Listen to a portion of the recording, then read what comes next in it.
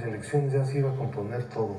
Después de las elecciones las cosas empeoraron muchísimo más por la presión. Durante esta época, este periodo, los bancos daban créditos quirografiarios, es decir, sin ningún respaldo, nada más con la pura firma del que recibía el crédito. Créditos millonarios, créditos a personas relacionadas con los bancos, es decir, accionistas, altos funcionarios de los bancos, parientes de los gerentes. Hicieron un reparto de créditos baratos por muchos millones de pesos. Esto está documentado. Ahora vamos a hablar de eso.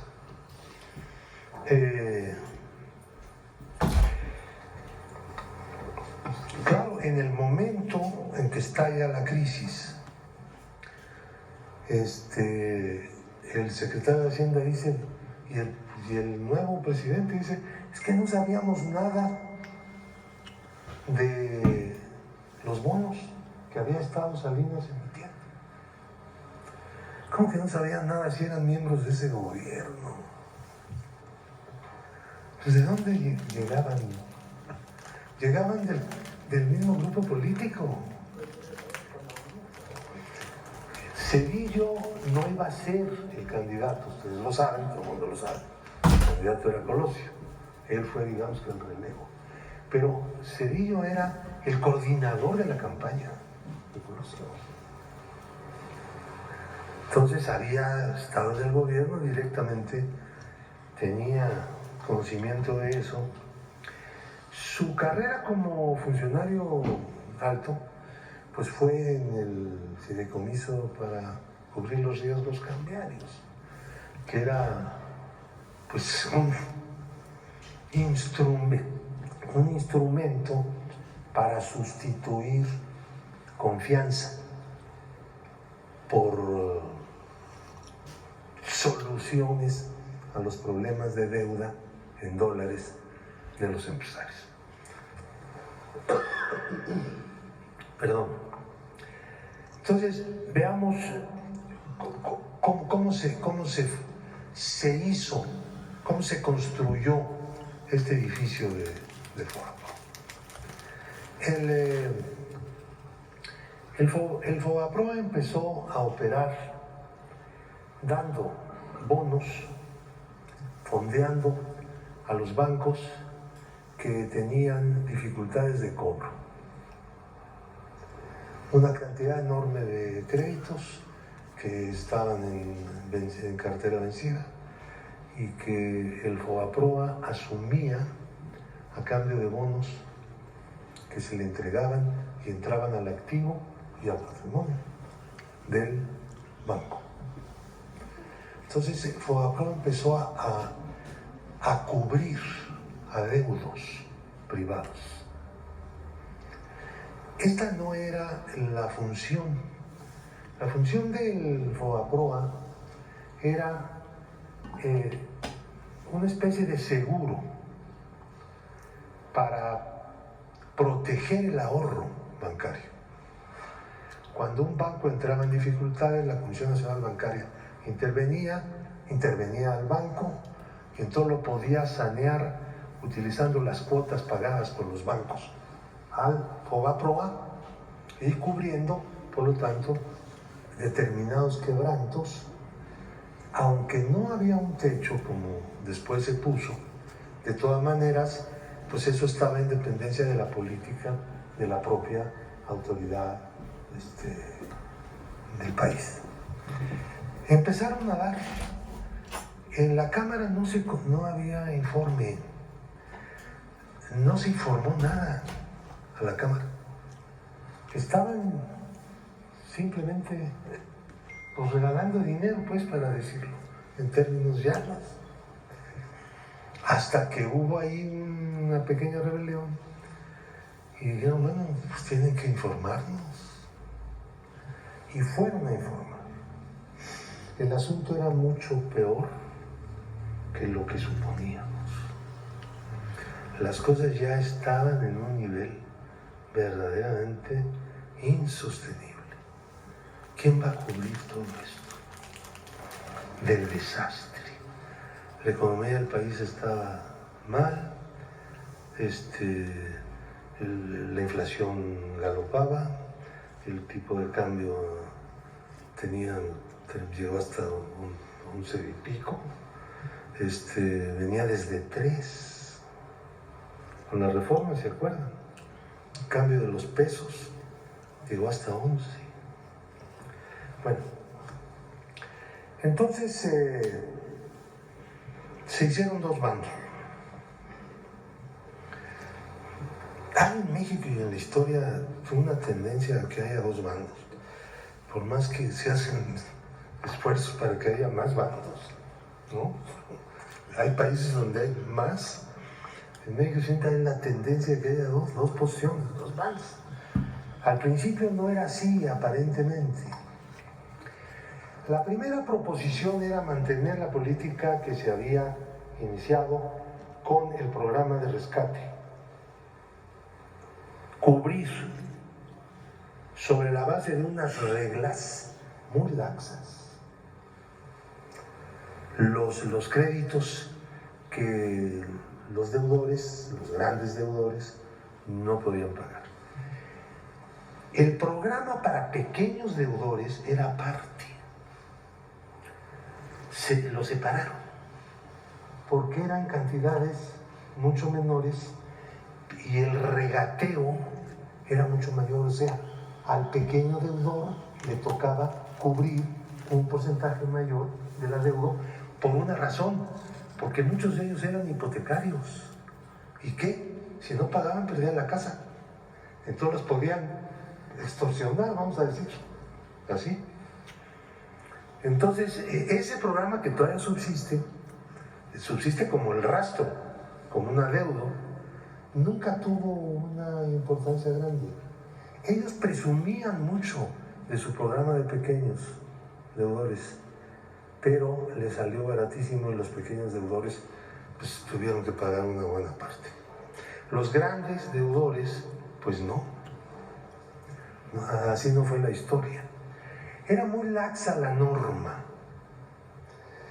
Entonces, la segunda propuesta era que el gobierno de México asumiera acciones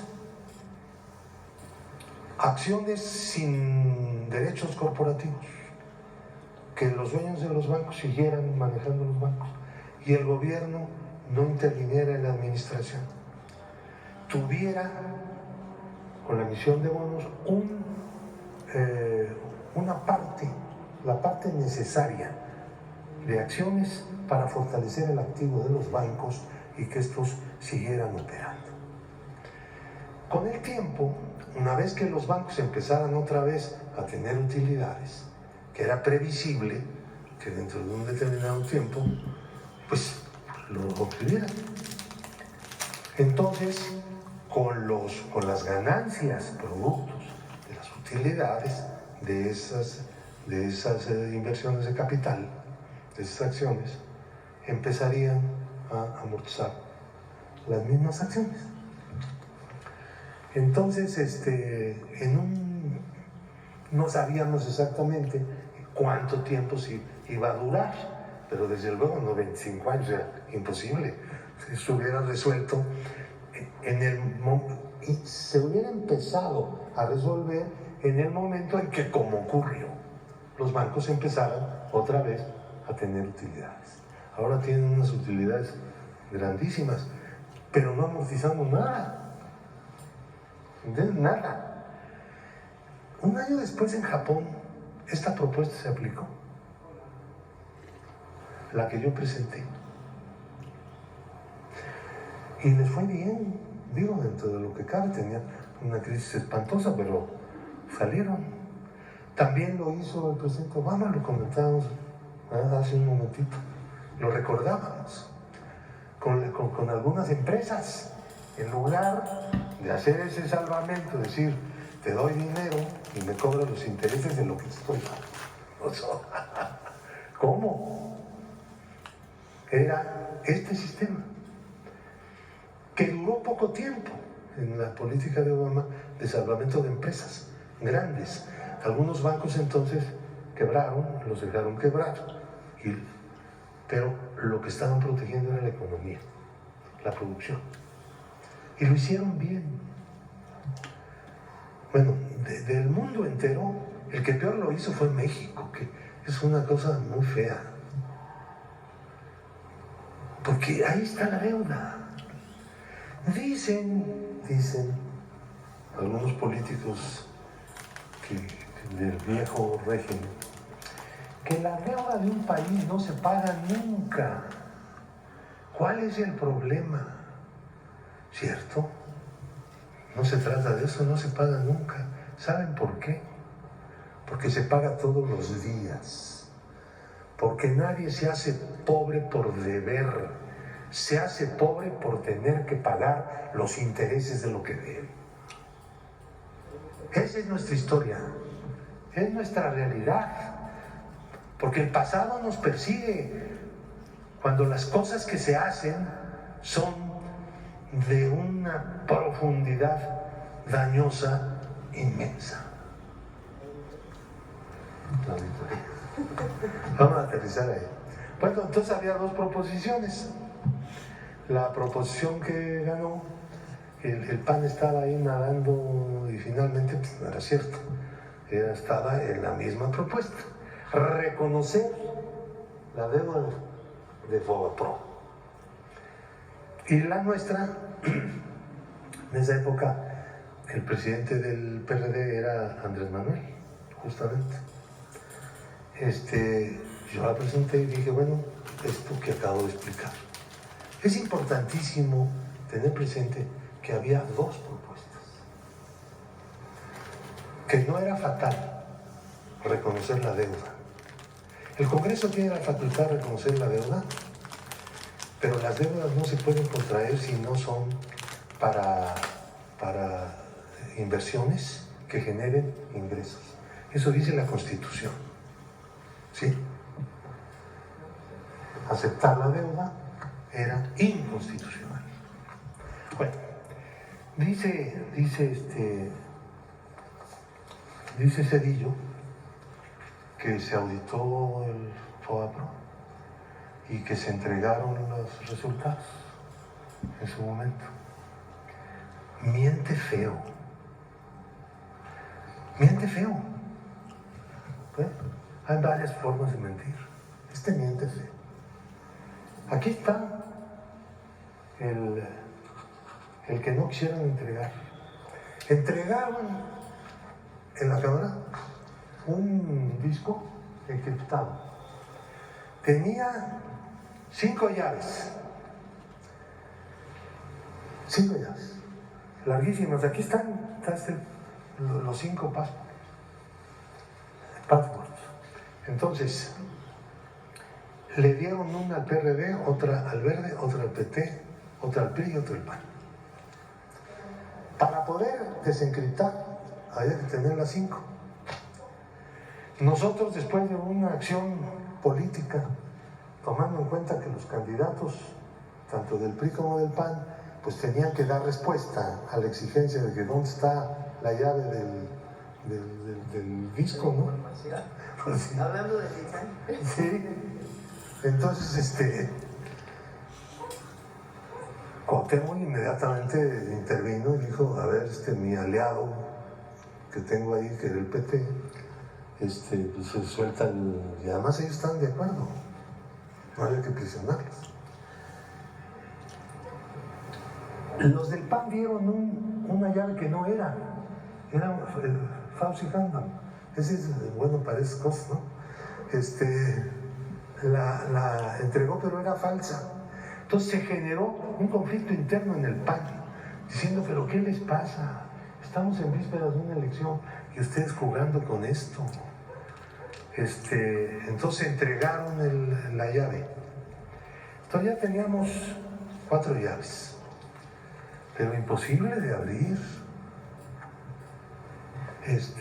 hacíamos cuentas y nos tardamos un año con las máquinas que teníamos.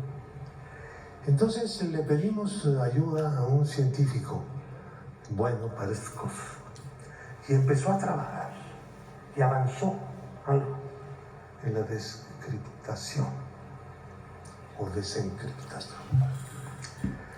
Pero de repente dijo, oye, yo ya no puedo trabajar más porque tengo muchas cosas y ya me tengo que detener. Entonces el jefe, el ciberjefe que teníamos en el grupo parlamentario, Hilario Juárez, se puso a trabajar a partir de lo que su amigo, ese científico, son egresados de la Facultad de Ciencias, son físicos. Y se tardó también un poco, y trabajaba. Y un día, ¡wow!, apareció lo que estaba encriptado, apareció el reporte de la auditoría con los créditos que consideraban pues crimen, delito. Lo subimos a la página, ¿no?, para que cualquiera lo pudiera consultar. Este documento fue público. Estuvo en la página de la Cámara meses. Cuando vino el cambio ahí de presidencia, llegó una priista a ser presidenta de la Cámara, ordenó que quitaran eso, por favor. ¿Qué es eso? De tener ahí como trofeo este documento que se negaban a entregar, a abrir. Tiene aviso de confidencialidad. Este disco CD-ROM contiene la lista completa de las operaciones reportables identificadas durante la ejecución del programa para la evaluación integral de las operaciones del Fondo Bancario de Protección del Ahorro y en el saneamiento de las instituciones financieras de México. Perdón. Súbele. Perdón. Entonces dice, al momento en que usted tenga acceso a la información confidencial, lo que leías cuando desencriptabas, ¿no? Pero ya llevamos meses en esto. Y se negaban a entregar. Dice, mediante el uso de las claves o contraseñas contenidas en los sobres adjuntos, se obliga a, 1, preservar la confidencialidad de la información confidencial. Vaya. 2, utilizar la información confidencial exclusivamente para los fines previstos en los artículos 5 y 7 transitorios de la Ley de Protección al Ahorro Bancario, que ya se habían adelantado protegiendo esto, ¿no? Y abstenerse de divulgar por cualquier medio la información confidencial. En caso de que la información confidencial llegara a estar en el dominio público, las instituciones de crédito y sus clientes podrían sufrir daños irreparables. ¿Pues cuáles? Que los metieran a la cárcel. No los iban a meter a la cárcel. Ya estaba todo planchado. Como no los metieron, traigo otro documento. Si llegara a divulgarse por cualquier medio la información confidencial, podrían verse afectadas ciertas investigaciones de carácter administrativo y judicial. Al contrario, esta era la presión para el MP, pero no funcionó. Ellos tenían el MP. Michael McKay, o McKay, como quieran, no acepta responsabilidad alguna por cualquier daño o perjuicio causado a terceros como consecuencia del uso o revelación indebida de la información confidencial. Y aquí está la lista. Bueno, quiero decirles que esto que no querían entregar, en efecto no es una cantidad muy grande, pero sí más o menos pesada. El problema es que esto violaba la regla laxa de ellos mismos. No obstante lo cual, cubrieron estos créditos. La regla de ellos era impresionantemente favorable para los grandes deudores, los empresarios y todos eso, especuladores. Esto estaba fuera de ellos y nunca pudieron explicar por qué Fobaproa en su comité que tenían aprobó esto. Nunca. No dieron la menor explicación. Saben que esto no iba a ser conocido nunca con el sistema del encriptamiento con 5 llaves, ¿no? Con el PRI que dijera no. Yo le mandé decir a la Bastida en aquel entonces, a través de una persona que trabajaba con él y que en algún momento trabajó conmigo en el PSUM, que nos diera la clave, la llave, que eso era lo mejor para el país, para todo el mundo, la transparencia más elemental. Me mandó decir que no. No sé si porque no podía o porque no quería o por las dos cosas. Eso nunca lo dijo, se hizo desentendido. Este documento se conoció en su momento. Se está negando su existencia. Cedillo está diciendo que se entregó el resultado de la auditoría abiertamente en el momento. El resultado de la auditoría que entregaron es este, donde está la historia, lo que hicieron, más o menos la política que llevaron a cabo, pero también la crítica de la política económica del gobierno, sobre todo bancaria, de aquella época. Está incluido aquí.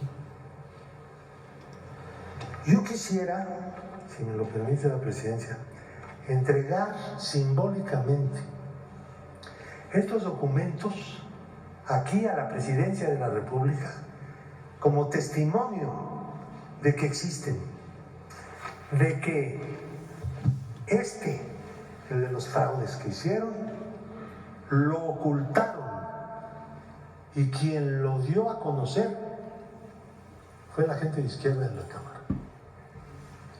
Y el PAN y el PRI lo estuvieron ocultando, y les pongo como muestra la propuesta que hizo a ese respecto. El 23 de marzo del año 2000, Fauzi Handa, que había sido el negociador ahí en el grupo, en donde nada más de las dos propuestas que había, no estaban dispuestos a discutir más que una, que eran la de ellos, y yo les dije, ¿saben qué? Pues yo me voy, pues ¿qué estoy haciendo aquí? Y ya, ahí quedó la cosa. Y Medina Plasencia, que era el coordinador del PAN, presentaron el 23 de marzo de 2000 un documento propuesto al Pleno de la Cámara, donde la Cámara de Diputados se deslindaba de la publicación de las operaciones reportables, que es este documento que habíamos publicado, y declaraban que solo el IPAF puede darle un uso. O sea, se unían, que se habían dividido entre el PRI y el PAN la integración de los consejeros del IPAF. O sea que ya estaba todo bien planchado. Luego hay un reporte que traigo aquí, que aquí dejo todo, en donde está la cuenta de las carpetas de investigación que se abrieron, muchos de los cuales, ahí viene la historia, obtuvieron amparos y ejecutorias de amparos en tribunales colegiados de circuito. Otros desistimientos de la acción penal, declarando el Ministerio Público que la conducta que se les había atribuido no era delito. Una maravilla, ¿no? Yo lo dejo aquí en la presidencia. Mira qué cabrones. De manera simbólica, para desmentir que la decisión del gobierno de Zedillo era que la auditoría fuera transparente. No, la decisión fue que no lo fuera. Y la complicidad del PAN no solamente en la votación que se hizo para reconocer la deuda gigantesca, sino también para desconocer el contenido de este documento que no habían querido que fuera público. Y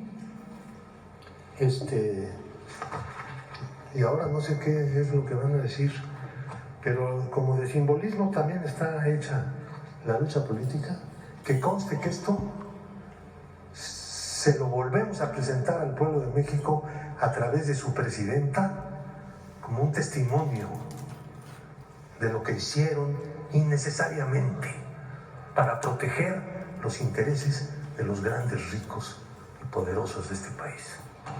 Gracias.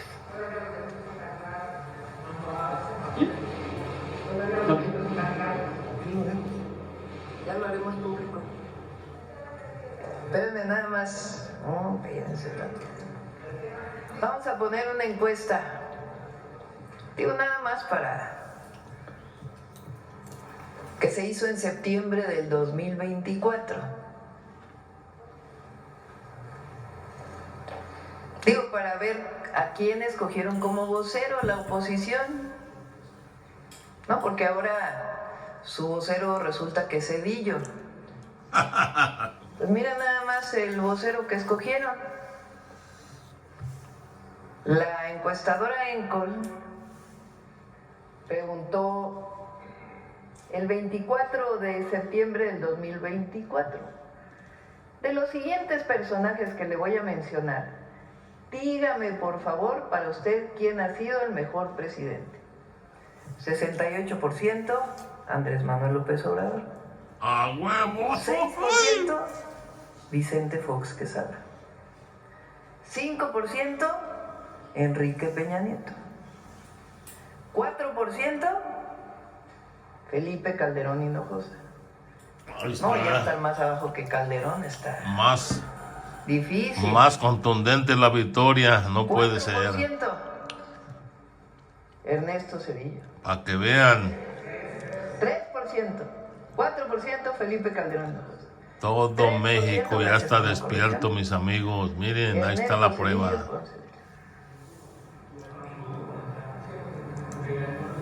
Le ganó ninguno. Salinas no lo pusieron, yo creo. Pero bueno, de todos esos, se escogieron al que la gente recuerda como uno de los peores presidentes. Porque vale la pena nada más. Porque no sé si se han dado cuenta de que ahora todos hablan de lo mismo y reconocen a Zedillo. Y es importante, repito, para los jóvenes, porque para los que estamos más grandes nos acordamos de aquel terrible sexenio. Por supuesto de la noche neoliberal, pero de aquel terrible sexenio que le causó tanto dolor a millones de familias, que de la noche a la mañana pasaron sus deudas de poquito que debían al triple, al cuádruple, al quíntuple, por el incremento en las tasas de interés, deudas impagables para quien compró su casa con crédito, para quien pidió un pequeño préstamo para su negocio. A ellos no se les rescató, a ellos se les trató aparte y perdieron todo. Como bien decía uno de sus compañeros, hubo gente que se suicidó en aquella época por lo terrible que significaba de la noche a la mañana de ver tanto dinero. Sin embargo, los grandotes, los bancos, grandes empresarios, todos recibieron sin ningún problema, de la noche a la mañana desaparecieron sus deudas. Deudas privadas convertidas en deuda pública. Como bien dice Pablo, cuando viene la crisis del 94, cuando entra Zedillo, se ha escrito mucho sobre esto. El propio presidente López Obrador tiene un libro del Fobaproa, donde vienen muchos nombres y cómo se dio esta situación. Muchos han escrito sobre esto. Algunas gentes, la mayoría cercanos a nuestro movimiento y otros nada cercanos.